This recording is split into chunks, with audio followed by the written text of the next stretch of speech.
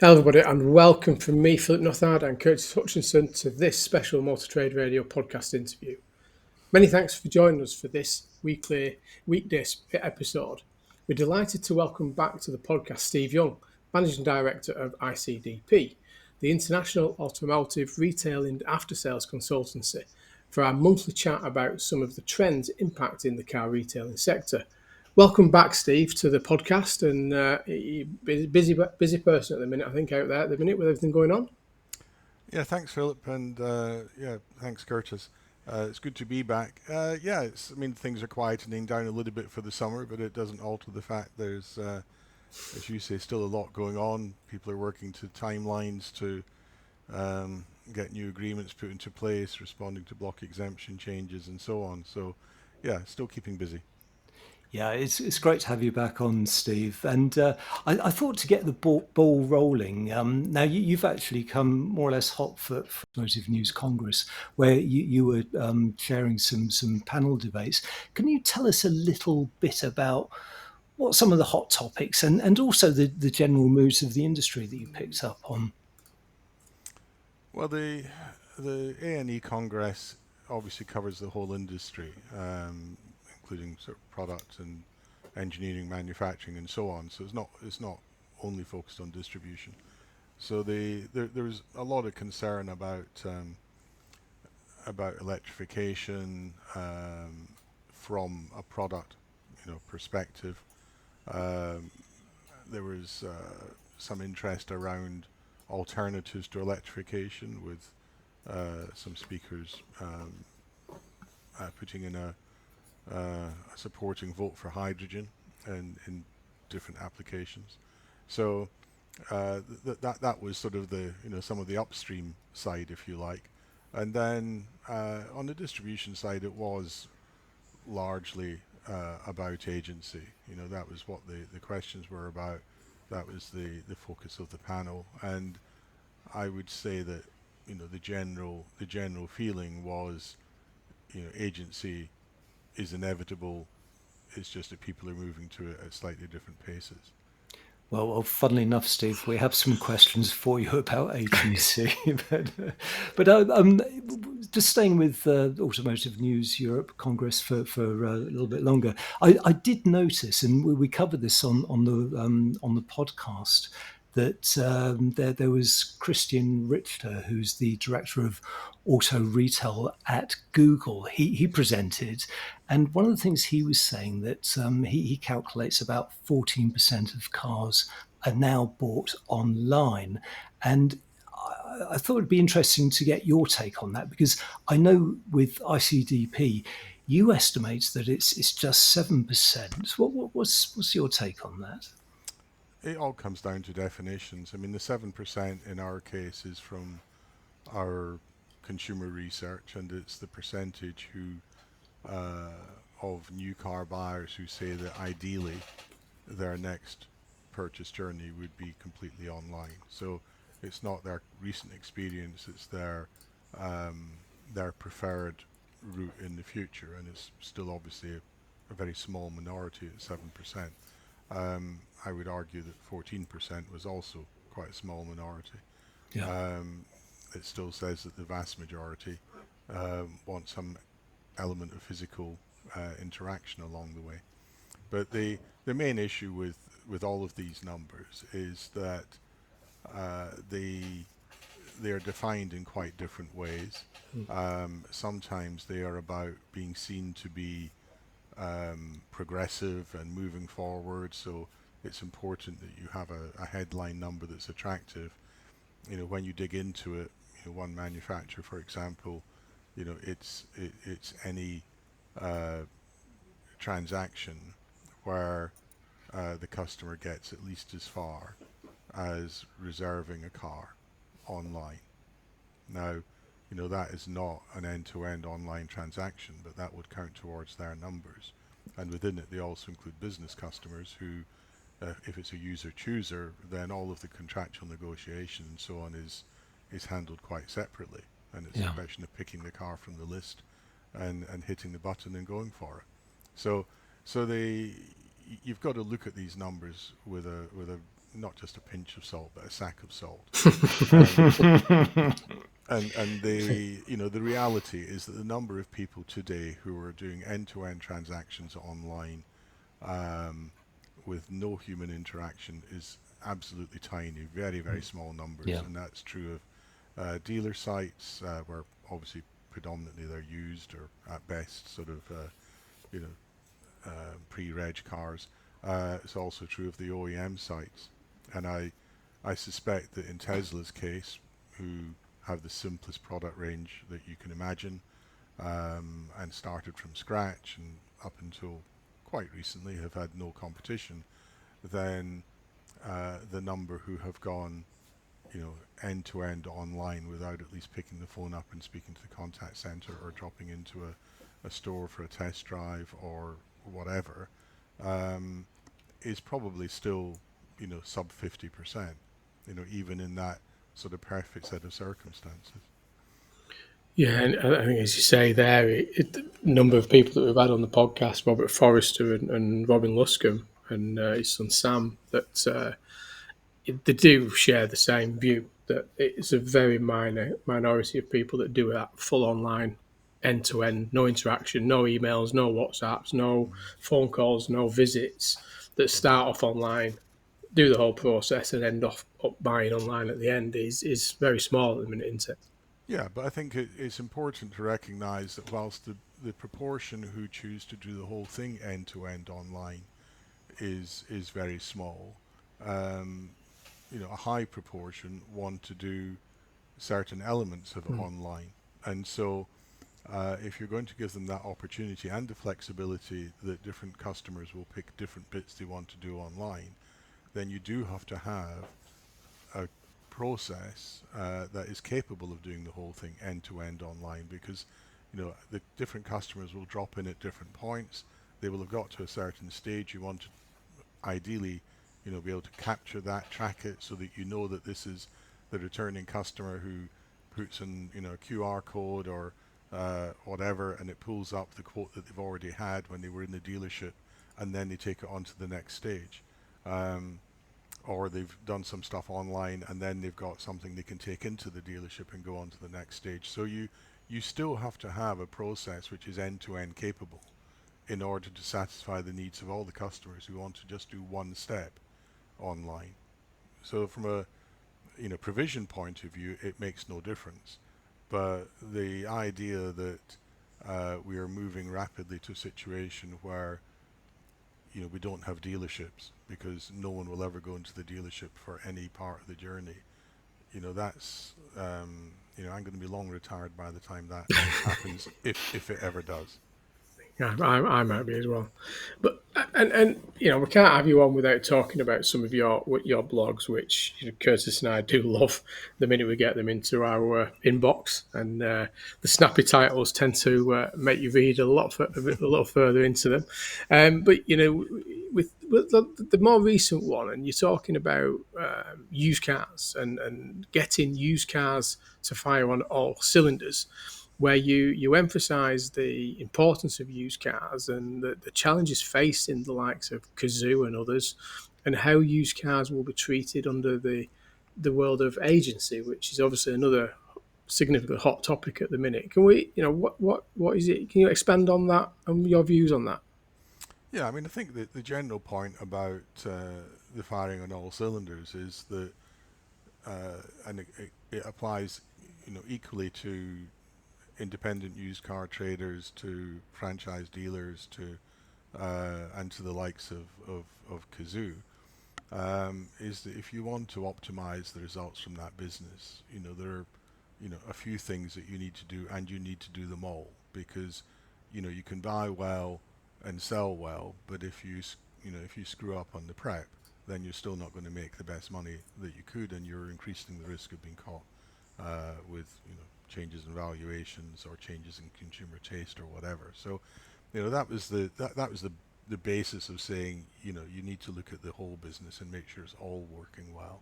It's not just looking at one isolated area. The the agency the agency piece, in the conversations that we've had with manufacturers, then they, for their own internal reasons, are more worried about getting involved in used cars than they are the very real challenges of managing the retail end of the business in terms of making sure that the right stock is there, the order pipeline is kept aligned with demand, and the pricing and promotions are adjusted in line with demand in order to meet their numbers for the month or for the quarter. So there's areas which we think they should be really concerned about, but the area that they most often mention is the one that they don't want to be exposed to is used cars. So whilst in theory under agency the manufacturer will be putting the proposition together for the customer, and that would include, where necessary, a trade-in, or it might be a car that's being defleeted off a lease deal. And their policy under their agency plans, they're operating or announced or are planning but not yet announced,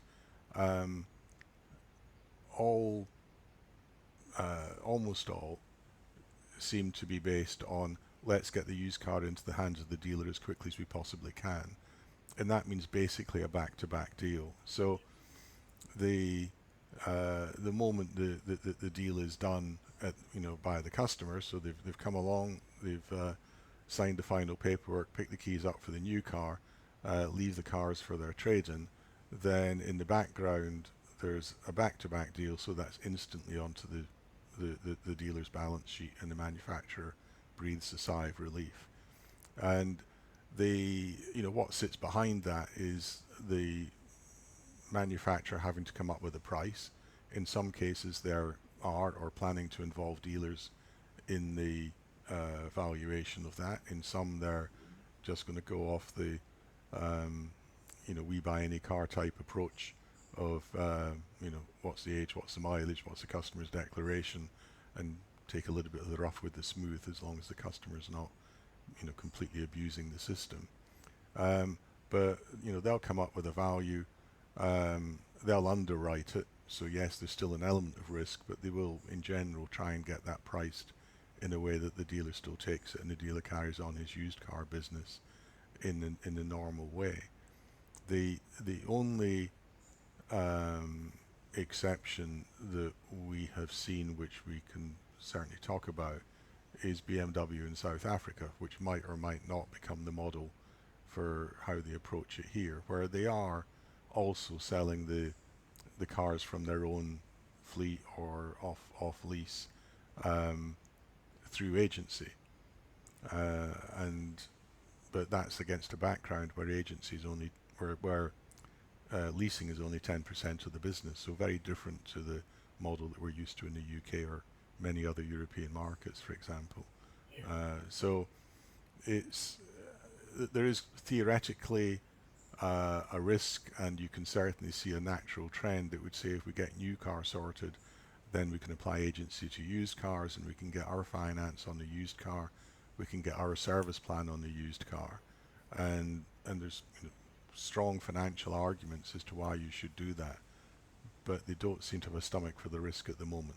And will it come? Possibly, but is it imminent? Yeah. I would say no. You can see it, can't you? I think, and we've talked about it a couple of times on the podcast, where that sort of nearly new, whether that's 0 to 6, 0 to 12, 18, 24-month product, wants to be done in the same way to the consumer in that space from an OEM. They don't want that different experience from a new to a used. But then there's a long way to go in making sure that relationship between the retailer and the OEM is sorted out first. There's a lot to do before that point. But under the world of agency, as we're seeing over in Australia with both Honda and Mercedes, which is facing different challenges for different reasons from their dealer network since the transition to agency. Yeah, but I think it's not just cars that are only months old. It also extends further out. If you look at the approved used car schemes today, then those quite often will include cars that are being sold at 6 years old, and they might be on 3 years finance. So they're already reaching well into the age spectrum within the approved used car programs. And as I said, the financial arguments for being involved with the product for longer under any circumstance, under normal circumstances, are quite compelling because of the improved retention that you get right the way through. And if you're bundling insurance in there as well, as a number are talking about doing with connected cars, then that's extremely lucrative. Then it says you should really be looking at cars that are years old, not just months old. But will that come? I don't know. It's something that I put together not far short of 20 years ago now, under a concept called Indigo. In conjunction with the late Martin Leach, who many people will remember from Ford and Maserati and other things. But it might come. It was part of what ICDP put forward as what we called clean slate, along with agency, over 2 years ago. But all the focus, all the attention, was actually on the agency side rather than on that sort of extended leasing model. And Steve, staying with agency, we're starting to see some disposal movements among some of the OEMs, notably Mercedes-Benz, those that actually own their own dealer groups. Is there a place for dealer-owned groups under agency? Is there any point in them actually owning their own groups, do you think? Well, it's questionable whether it was a sound strategy in the first place. The manufacturer-owned dealer groups, not just in the UK but across Europe, generally underperform the network average. And you can argue that's because they're not employing the right people, or the right people are not attracted to work for those businesses. But it's also a factor of the quality of the business that they're doing, because they're pumping a lot of fleet business through. They're using it as another channel to push some excess stock into, and so on. So, but the track record is not great, and the two that have stood out in the past as being relatively better performers relative to their average for the network as well across Europe have, funnily enough, been Mercedes in the UK and what's now Trustford. And I think that's partly because they were run by real retailers rather than people seconded from head office. Yes. And those are the only two that we found that have reasonably consistently produced a better return than the network average. So does agency make any difference? Not particularly. I mean, the other point about having your own retail is that it helps you in terms of covering the big sort of metro locations, because the economics don't work, but you do want to be represented in some way. And so that's why you'll tend to find that Ford is clearly an exception to that, but it's why you'll tend to find that the own retail is centered around sort of metro locations. But they do tend to go in a bit over the top on premises, and it's not an attractive investment for an independent private dealer group to come along and pick up these locations unless they get manufacturer support, because they've got big facilities, far too large anyway, and definitely far too large if you're moving to agency and to perhaps more online and interactions. So I think does it make any difference? Not really. I mean, they can still run agency alongside their own retail. There's some considerations within the block exemption about sharing data when you're both running retail outlets and have other people running retail outlets on your behalf. But actually under agency that becomes, I would argue, a little bit easier rather than more difficult, because you're setting the pricing for everyone anyway. The agents have just become an extension of your business, and the direct retail is a different extension of your business. So I don't see agency is affecting that. The decisions about whether they keep it or don't keep it will be more to do with how much they can get for it and what risk they see to their representation in the areas where they've got those locations. That's a really interesting point, Steve. So that, there is the opportunity to coexist. If you are an OEM, you own a dealer group, it doesn't mean that you are going to dispose of those sites purely because agencies being rolled out. No, because if you dispose of them and you're implementing agency, then you will still need to cover the cost of the facilities, and most of the agency proposals and agreements that are coming along are not differentiating site by site. Uh, they will only be differentiated in the sense that whatever your commission is will be more in pound note terms in a large site than it will in a small, just because of the volume effect.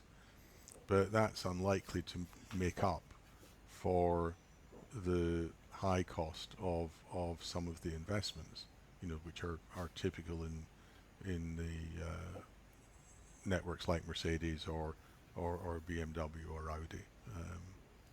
So I'm not talking specifically UK here, but in general. Yeah. And just a point, picking up a point earlier, you talked about obviously in the blog around the importance of used vehicle preparation. And what's your view on that, on just how strategically important that is today and now, currently, and what needs to change in the future around that? Well, as I said in the blog, I mean, if you look back historically, then dealers, operating on sort of a single site or a local basis, would typically put the used cars at the back when they were traded, and or delivered from the auction or whatever, and the after sales department would pick them up when they had some spare time, and it'd be left to the discretion of the after sales manager, you know, what work to do on it, and that would then be a profit for the after sales department, but could end up that the cost that had to be recovered by the used car department was too high, and so you've got both a time delay and a cost penalty of handling it in that traditional manner. And obviously a number of dealers have moved on from that. Even smaller dealers are much more focused on getting the time down, and they need to also to be focused on managing the cost. A 20,000 or 30,000 mile used car is not a new car and should not be prepared to that level. It's not what a customer expects.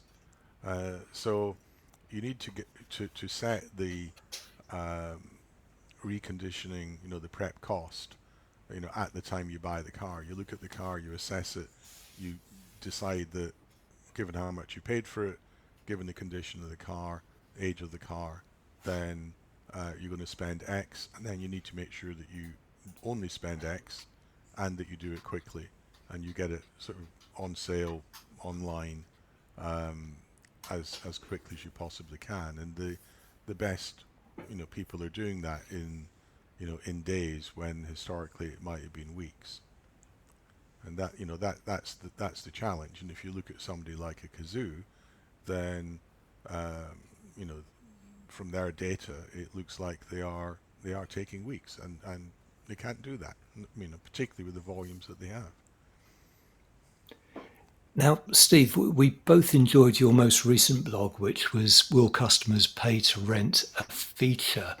Now, especially in light of some of the press that BMW got for its connected drive introduction, whereby, certainly the Telegraph picked up on this. There'll be a monthly charge of £15 to activate heated seats. And I think it was £10 a month for heated steering wheels. So I guess what I'm wondering is this going to be a hard sell within dealerships? Because customers are going to be buying these cars, the features will be in the cars already, the buttons will physically be there, but they'll be told, right, well, that's going to cost you £15 a month to activate. Well, what's your view on this move by BMW, and do you think you'll see more OEMs doing it as well? Well, it's not only BMW, to be fair. I mean, they've hit headlines because of the launch of connected drive, and the press have picked up on it. But they're not the only ones. Audi have been doing it for a year or so. Tesla have been doing it for several years with the Model S, um, and the other brands are all on their way to that particular journey. I mean, the reason why they're doing it is because they believe, and they have within their strategy, um, the idea that they're going to have, as a manufacturer globally, some, tens of billions of additional digital revenue, with very high margins, 70%, margin. And so that's the holy grail that they're moving towards. I think from the consumer point of view, the problem is that if you take the example of heated seats and heated steering wheel, then that is very obviously a product which is built in the car already, and now with touchscreen controls, then there's not even sort of a blank button. The button will appear if you enable the feature. Yeah, yeah, If you good don't point. enable the feature, it's not there. So, but customers are not stupid, and they do understand that the heated steering wheel element did not appear by magic. It was no one crept into their car overnight and swapped the steering wheel over. So, um, I think that type of product is the most challenging one, and it's also one where, um, you can imagine there's some uh, accountants who, or you hope, there's some accountants who've done some um, hard calculations to work out, if I fit heated steering wheels onto every car, 100% fit, then I'm going to get a price from the supplier of the steering wheel, which is, you know, let's say 20% less per wheel. Um, so that's good. But then my take on people who either specify it as new or who choose to take it as a digital upgrade is going to be, you know, why? What? How does that how does that work out? Am I getting enough incremental profit from that to cover the cost that 30-40% of the cars have had that cost built in, but it was never activated, never used. So it's quite a challenging calculation to do, and that's one. But then if you get something which is a new software download, I think that's a slightly easier sell. People Yeah. do understand that software has some cost and some value, and if I spend a certain amount of money, then I'm going to get this piece of software which I didn't previously have, and I should pay some money for it. But it's not just heated steering wheels and heated seats. You've got things like adaptive matrix headlights and adaptive suspension and things like that. Relatively big ticket items, and I think that's going to be quite challenging. And as I said in the blog, it raises a whole load of questions about if it's a company car and I'm the driver of the car and I decide I'd like to have a heated steering wheel, am I allowed to do that? Can I do it?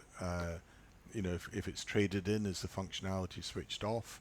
Um, at the end of that, if you're repairing the car, and I actually query the VIN number and I get the original build spec of the car, has that been updated along the way to reflect features that have been added or deleted at changes of ownership? So there's a lot of complexity in the background.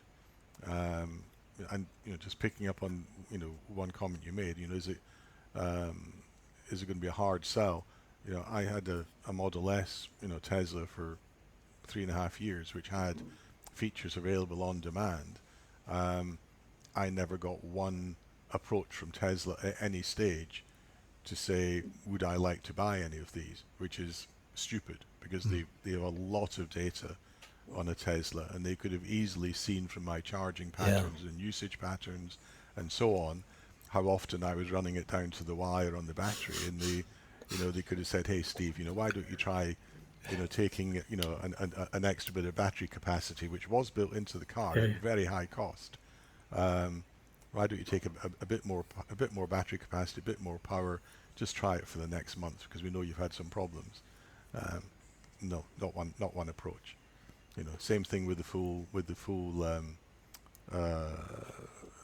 driving functionality, the auto steer type functionality. It was available, over the air if I chose to use it, but I stuck with what I had, which I felt was adequate. But I don't know, maybe the enhanced level would have been great, but I never was asked to try it for a month or try it for a week for nothing or anything like that. And that was going to be the sort of the next question around that, whether it's renting car service or OTA, as you've alluded to, that over the air, and around that, we talk about whether that's range extensions or satellite navigation, or even, like you say, referring to your Tesla S, where you can add Spotify to your vehicle, but it comes at a cost to your subscription. You have to subscribe to Spotify, of which Spotify and Tesla both earn. But back to your point in terms of that maximising profitability opportunities, because there's a profitability around that, as you said, around that purchasing power, simplicity of production, because you end up producing fewer models of vehicles because majority of the product is already built on and it's over the air activated through subscription on demand, etc. But actually, there's the other side of this where there's earning potential, which I think you just alluded to. Tesla have obviously not picked up on that for whatever reason. But that earning potential for the OEMs, if production does start to reduce, but actually, where is that earning potential for those on-demand safety items, leisure requirement items, range extenders, etc., where that will play into OEMs' future profitability?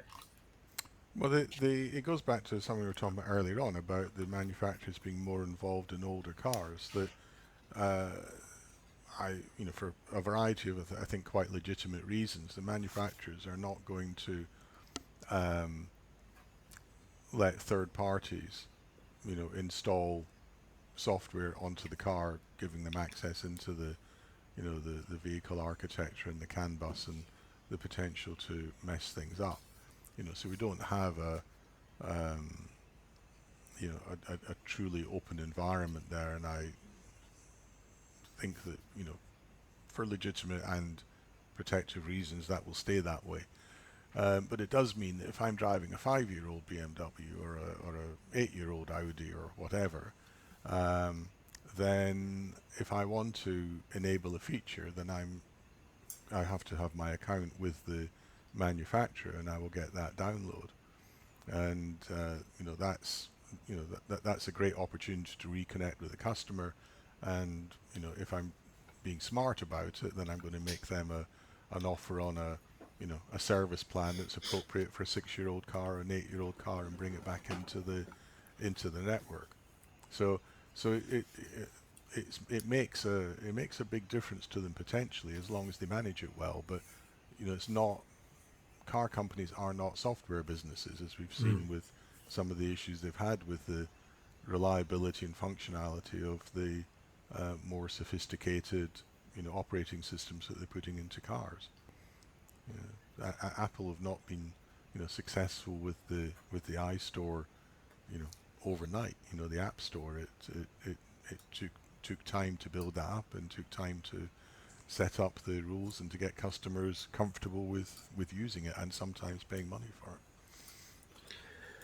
A lot to come, I think, Curtis. Yeah, no, definitely. Look, Steve, many thanks for your time and for sharing your views on some of these key trends impacting car retailing now and certainly over the coming months. So do come back again next month to give us another update.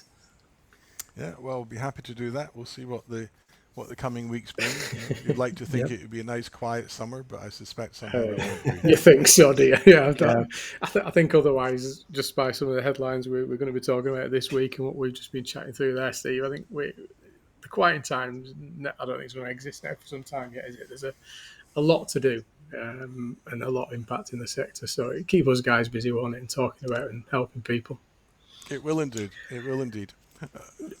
Thanks both of you, and look forward to catching up again next month. As ever, thanks for joining us both on the podcast special. We always appreciate hearing from you, as I say there. But if anyone wants to see the blogs from Steve and ICDP, then please do head over to ICDP's website, which is icdp.net.